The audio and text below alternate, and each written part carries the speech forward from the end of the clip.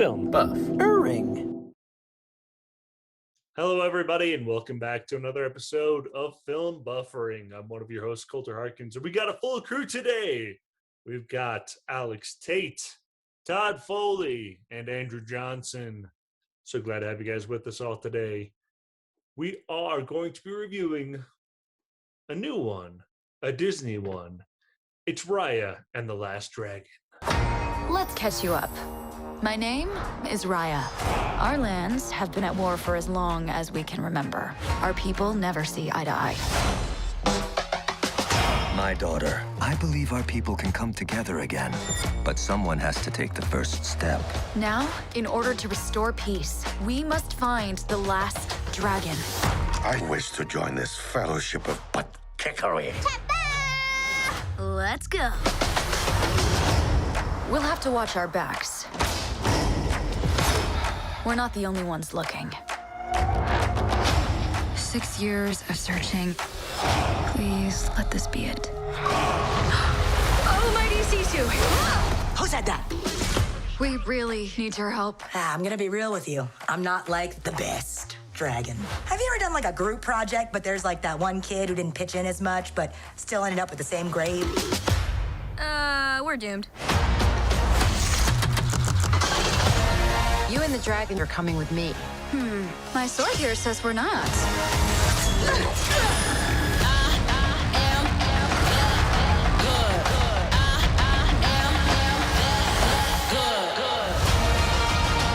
The world's broken. You can't trust anyone. Maybe it's broken because you don't trust anyone. You just have to take the first step.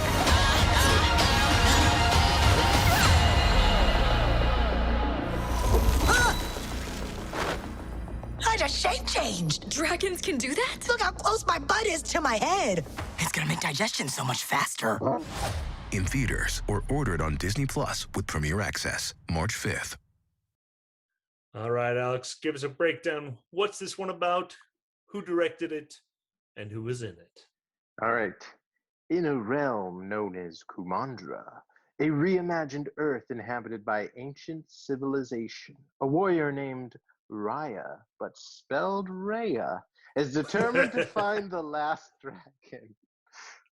Starring Kelly Marie Tran, also known as Rose from Star Wars, Awkwafina, Gemma Chan, Isaac Wang, Daniel Day Kim, and a bunch of other people. Directed by the same director as Big Hero 6, Don Hall. And yeah, obviously it's a Disney movie. And Big Hero 6, that was a great movie. I don't know if you guys saw that, but definitely worth a watch. That's just my own personal recommendation. All right.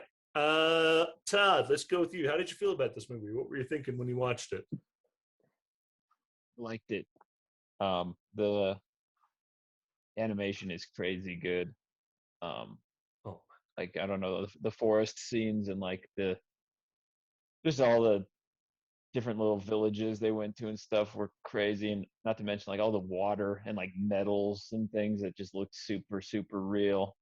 I don't know why they can't ever get like human skin to look a little. Everything's so smooth and weird, but like other than that, the animation was like sweet. The skin looks like Toy Story still, but whatever. We need some acne scars. We need some pimples. Yeah, I was. Yeah, I really liked it. I thought it was a cool movie, kind of a simple children's movie, kind of geared towards teaching kids to not, judge people based on stereotypes and to treat each other a little better. I was ignorant and irresponsible and small-minded. And to ride around on weird dog, roly-poly armadillo hybrids, which I was a big fan of. So I'm going to be talking a lot about Tuk Tuk if I'm given the opportunity. And yeah. Andrew, what did you think of this one? I thought it was good. I really think it was one where, like, in this day and age, we've just got so used to crazy good CGI that like I had to like stop at one point and be like, this is all amazing.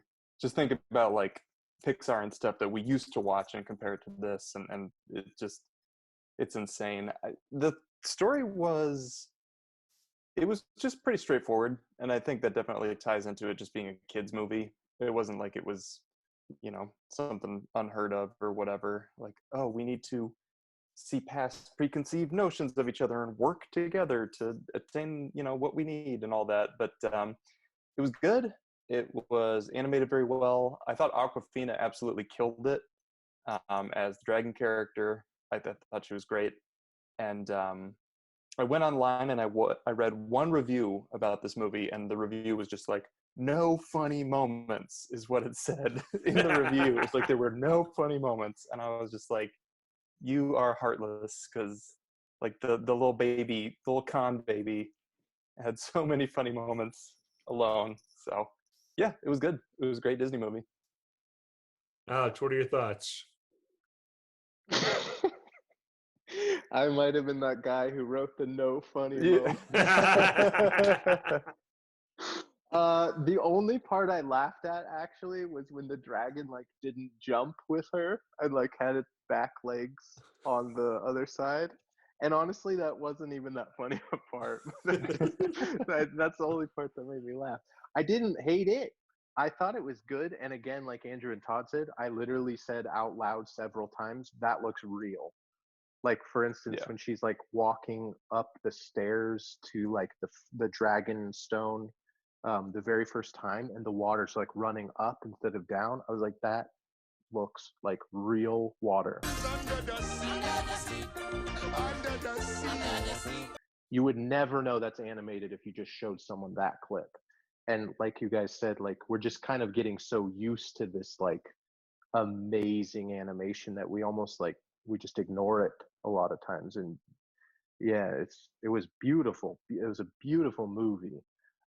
As far as the story goes, I thought it was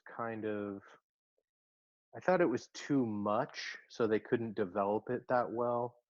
Like she had to go to these like 6 different villages to get the pieces of the stones or whatever, where I would have rather it been like 3 pieces of the stone and it been more difficult to get the pieces. Like at one point she just like, one of the guys is already dead and she just picks it up. One of the like old ladies, she just kind of swipes it from as she's riding past the dragon. Like I realize it's a kid's movie, but I feel like it was just kind of underdeveloped in a lot of ways. Yeah, it's interesting because it had almost a 2-hour runtime, but it's still, because a standard children's movie is probably typically these days about an hour and a half. So you get an extra 20 minutes, but it didn't really dive deep into any of these cultures. It tries to represent a lot, but in doing so kind of skims the surface as opposed to getting really deep. Right. And I think that in a lot of ways it was kind of like Moana was better at that. Like it had one objective, and it like you got to know that character, and you got to know Maui. And the line with the sky is the sea. It calls me, and no one knows how far it goes. Whereas this one, it was kind of like they had like 7 characters on the boat, and they were going to 6 different places, and so it was like little funny parts and little cute things, but it wasn't like super developed. When you try and get so many, like you're saying, like so many elements in so quickly, you lose like the character development and everything. Right. So I do, like at the very end when they were at the like, moment where they all are like, potentially going to die or whatever, I was like, I don't really have anything invested because I like barely know any of them in this scene, other than just like they were all just comedic relief, basically. Yeah, great introductions, but nothing beyond it.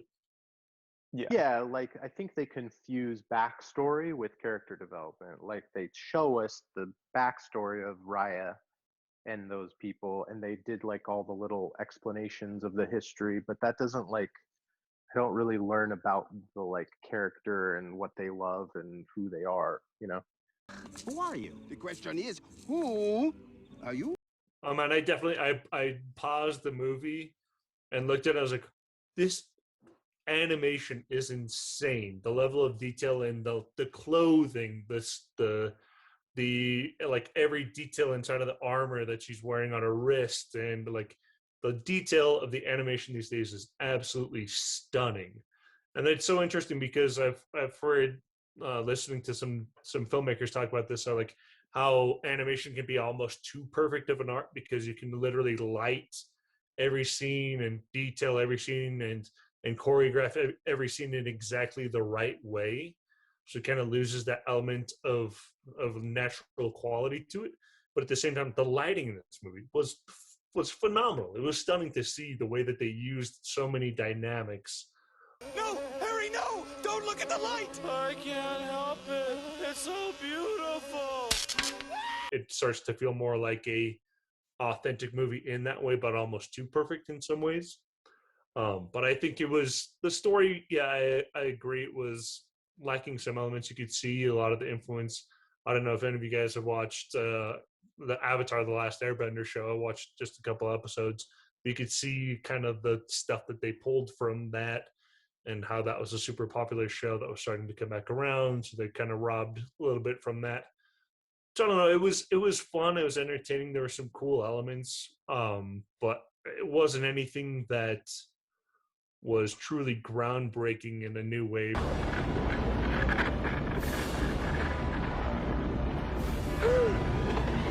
Yeah, for being a Disney movie, like Disney, this is what they do. They make, movies for kids and make them the right length, and everything, ties up well, and you put a little bow on it. And this, I don't know, maybe, I don't know if they're trying to do too much or what, but even before I started it, I was like just kind of surprised by the runtime. I was like, oh, really? For like a kid's movie? Because I was like, can you keep a kid's attention for, like an hour 40 or whatever it was? Yeah, I think it was an hour 50. It was pushing it. Well, I know that I think Incredibles is over 2 hours long. Oh, really? Yeah, and I mean, I think the target audience is probably, I don't know, like 10 and then like 10 and up, don't you think? Like it's not younger than 10-year-olds for sure. Like there's no way. It definitely feels like they're trying to hit that sweet spot where parents are still going to want to go see the movie and enjoy it, or maybe would even be willing to go see it again. Right. Whereas before, if it was like, oh, it's a kids movie, it's an hour and a half, I'm not getting that much value for the amount of money that I'm spending to take my kids to a movie theater. Money. Right. I think they missed it, because I think if they're going for the little kids, no way they're going to sit through it. If they're going for the adult audience, it's not funny enough, or like there's not enough character development to get them. And then I feel like the middle range kids are going to be like, where's the singing? Like there's no Yeah. songs at all. So I don't hate the movie. I just think it was kind of like a pump it out, make some money type of a movie. Do everything by the numbers. And I think it's definitely watchable. I think it's good even. I just don't think it's not gonna be something you list with like Aladdin and Little Mermaid and Toy Story. Like you're not gonna ever say Raya is one of Disney's all-time best. Well, it was interesting because just reading about it, realizing that it's one of the first 3 original IP stories where they actually came up with this, and this is not based on a fairy tale or something that's been done before.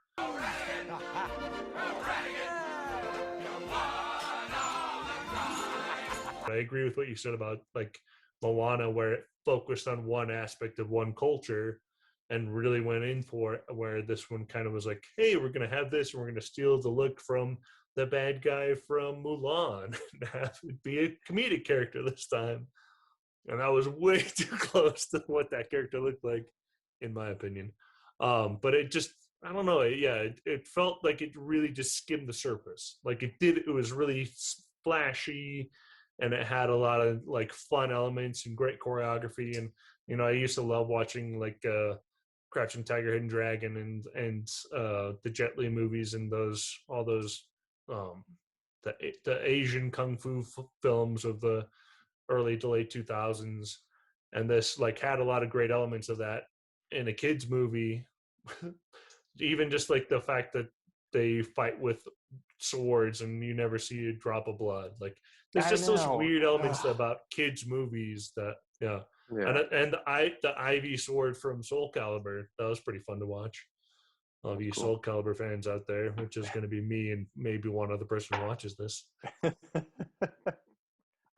was my number one pet peeve. There was even a point where they mentioned it, like, oh, it's better to fight with blades, and yet they're all just like, and then a kick and a punch, even though I have a Yeah. sword. I don't know. I do think what could have kind of filled the gap in this movie would have been more fighting almost. I don't know if that's kind of silly, but like if you're doing something CGI, you can much more easily get away with like these crazy fight scenes and stuff like that. Like I don't know if anybody saw like Kung Fu Panda, but like that actually had like really pretty awesome fight scenes and stuff. Our battle will be legendary. This, I don't know, it was another one of those where it kind of skirted the line between a few things but never really committed to like wasn't it was fully kind of a comedy, shame. wasn't fully dark.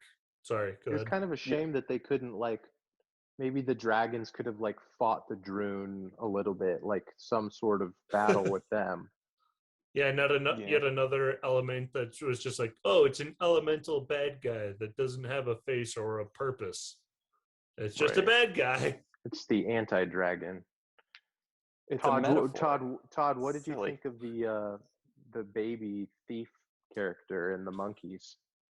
Love the idea that Talon is such a rough community that even the babies are out just like mugging people. That's a great bit. But I will agree with you guys. There aren't nearly enough violent movies in the world right now, so I really wish there was more blood in this one. And he openly mocks me in front of the class.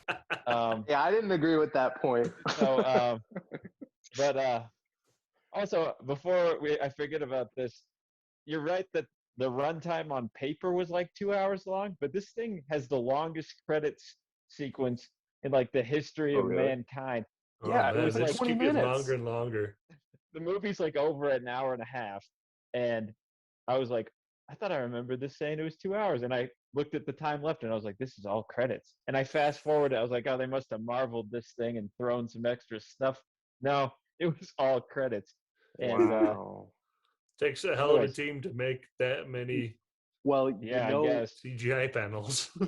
You know what happened with? I don't know if this contributed to it, but I bet it did. They finished this movie up during COVID, so a lot of the animation was done remotely by animators in their homes. So maybe they had a couple animators tackling little sequences, and then they put it all together. I don't know. I feel like that is a new trend. I feel like a lot of newer movies, you'll get to the end of the film and there's more than 10 minutes of credits, at least like 10 to 15 minutes of credits at the end of the runtime. It's full like Todd said, yeah, I just expect there to be something tucked in there if they make the credits that long, that I will go through it, like you said. Like I did fast forward through it and I'm just like, oh, nothing? Like nothing. Absolutely nothing of interest at all. Dusty, dull, very boring. Kind of baffled that Alex didn't laugh at any parts, because the whole idea of a baby mugging someone just by itself without any animation to clear it up is funny all alone. I bet you're a fan of the Boss Baby movies, aren't you, Todd? I just didn't think it was funny. Hey, good evening. How are you? How are you? Nice to see you. I tell you, it's great to be here in your room. Where you from? Never mind. You're in kindergarten, right? Oh, I love kindergarten. Best 3 years of my life. But I love sports. Dodgeball was the best. Oh, yeah. I was the fastest one out there. Of course, I was the ball. But I was the ball. See? Did you guys look at like the full IMDb to see who like voiced Tuk Tuk? Did you see that? Oh yeah, Alan Tudyk. I think it's He's pronounced the Tudyk, robot. but what? Yeah. What is that? I saw that and I was like, oh, does it talk at some point? And then no. It made me wonder because there's a guy for a long time who was like one of the most credited actors because he did the voices of every animal in every animated Disney film. So he was like the horse and the cricket in Mulan. He was oh my gosh, I completely just blanked on the name of the monkey in Aladdin, like a joke. Abu. I can take a hint, gotta face the facts. You're my only friend, Abu. He was Abu. He was like every single like animal in every Disney film. And I was like, oh, I bet it's that guy. But no, it's Alan Tudyk, of all things that he's doing right now. Yeah. He's like, you No know what? one I loves excel at voices, robot though. voices. You know what I'm going to do in this one? The freaking roly-poly. We all like him for. He also is a great pirate in Dodgeball. He's Oh, good yeah, in The that's Knight's true. Tale. Tucker and Dale versus Evil. Oh, he's great. Don't get me wrong. I But love it. hey, I while love we're me on some the Alan Tudyk. topic of Tuk Tuk, you know where I'm wanting to go with this. All right, I found out that there's a Disney Wikipedia page, and I found out a lot about the little fella or girl. I don't really know gender, but it does actually on the Disney Wiki page say that it is 1/3 pill bug, 1/3 armadillo, 1/3 pug.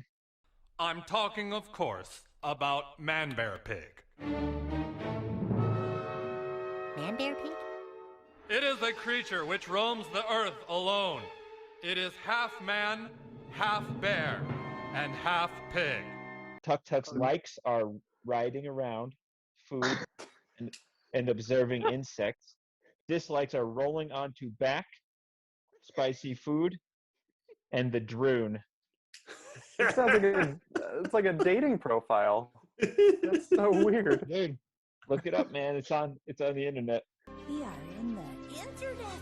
Come on, Ralph. What do we think of the villain? I said this already.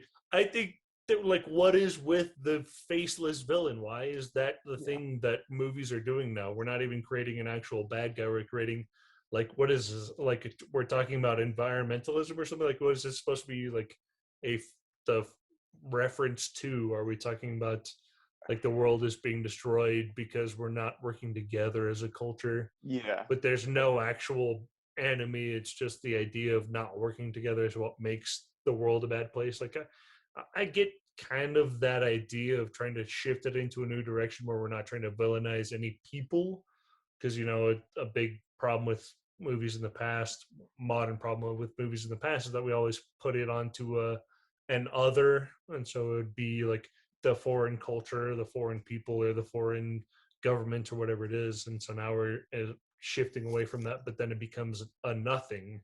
I'm not afraid of you. Why, you're nothing but a pack of cards. I don't know, because it's a metaphor, right? Like the bad guys, like not working together and blah blah blah. But to make it just nothing, so like I feel like they're trying to make you really aware, like it's a metaphor. It's not an actual bad thing. It's you that's the bad thing, and this is just whatever. I don't know, but it just seems like a good villain seems like a very intricate, significant part, especially to a Disney movie that blobs just don't belong. Yeah, and they tried to make I can't remember, was it Fang or Talon, or who is the chicks with the buzz cuts? Undercut, which they totally referenced, and I love that. Undercut. Yeah. What was their city called? I don't remember. Was that I Fang? think it was Fang. Yeah, I think Fang. Fang. So whatever. I feel like, yeah, they tried to kind of make them the villain of the movie, but then every chance they got, they were like, actually, she's not the villain. Actually, if you just trust her, actually, she's not the villain. But then she keeps stabbing them in the back, and then they're like, oh, actually, she's not the villain. It's like, just make her the freaking villain. Like, just make her the villain so we can like have a villain in the movie, and then maybe have a redemption at the end. That's fine. But the whole time it's just like, I don't know. Like, I love movies that have good villains. Like that's like like Avengers. You need the Thanos, and Star Wars. You need Darth Vader. You need that villain character. There are villains in the world, so it's okay to have villains in your movies. You want me to be the bad guy? Fine. Now I'm the bad guy. I think, the idea of malice or whatever, and like kind of a non-human enemies, maybe what they were going for, because just the current political climate in the US and just COVID being kind of an enemy of that's not a person. It's kind of like a thing that is more ambiguous. I think you're completely right. I think if they had explained that better, I think it could have worked. Like if they had said we raised the Droon by not working together, but it was like, no, the Droon we're in complete peaceful harmony. That's how it starts, and then the Droon show up. Well, there's one scene on the boat where I think the kid who's running the restaurant boat, it says like, what is a Droon anyways? And I think Sisu says it's born of human malice. And but I think that's when they came back, right? I mean, I just assume that that's kind of the general explanation of like kind of the origin of it. That's how I interpreted it anyhow. Maybe, and yeah, it was kind of a very like side offhanded comment, which was like, and then like, all right, moving on. There's nothing to see. Gather over there. So it didn't really linger on it and try to explain anything, but that's kind of where I was like, oh, maybe that's what they're going for here. It's just the distrust of one group, even though maybe they are still striving for the same goal, and then because they're acting distrustful towards the one group, then the other group distrusts them, and it stacks and it stacks and it stacks, and then you have this crazy force that doesn't even make sense, but everyone's at each other's throats, and it doesn't really even make sense why. I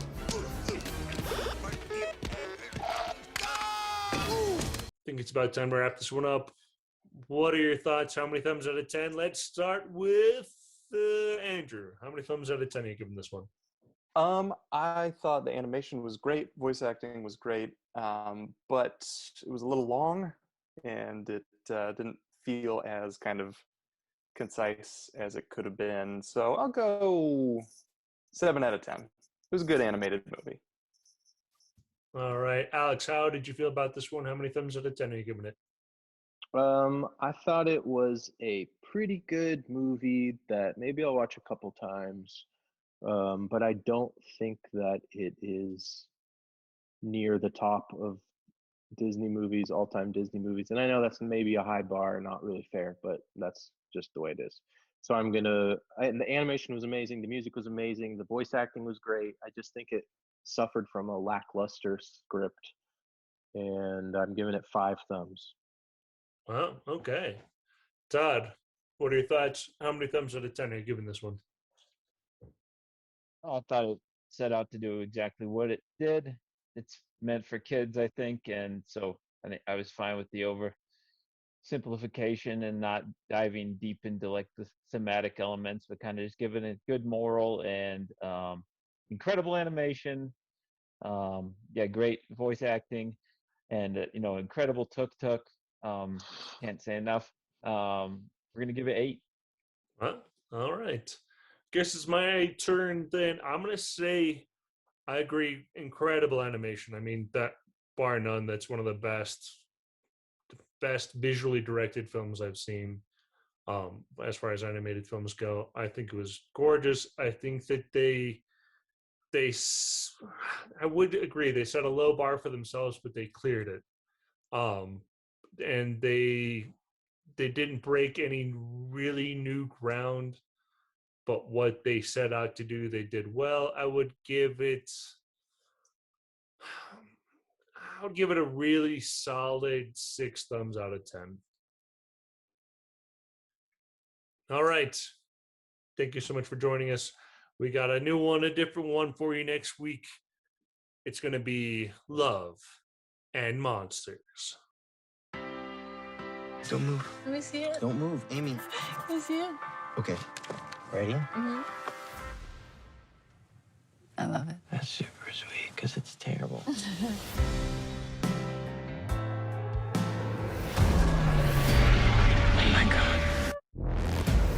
you been, Joel? Amy, I love you. I'm gonna come find you. The day of the monster uprising was the day I lost everyone. Only a small fraction of humanity survived and moved underground. I've been scanning for Amy the entire time. And now I finally found her. Joel! Hey! Joel! Amy, is that you? Oh my God! Hey! How far away is Amy's colony? 85 miles. It's an impossible journey. Everyone will try to kill you. Don't fight. Just run and hide. Ah, okay. You really got me going. You got me so I don't know what I'm doing. You all alone? Me too. You don't have to talk about it. You wanna come with me? So I can't sleep at night.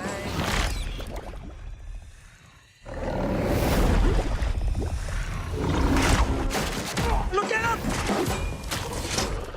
Is that a samurai sword? Yeah, it is. Yes, it is. Listen to your instincts out here, man. What if I have terrible instincts? You'll die. Super encouraging speech. You made it all this way for a girl, huh? You ever hear the term fool's errand? No! Amy, I miss you so much. We have lost this war. We could still take our world back. You're more of a survivor than I thought.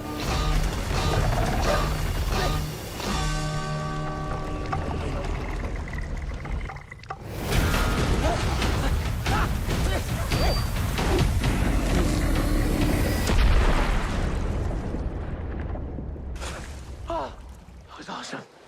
Oh, I feel like Tom Cruise.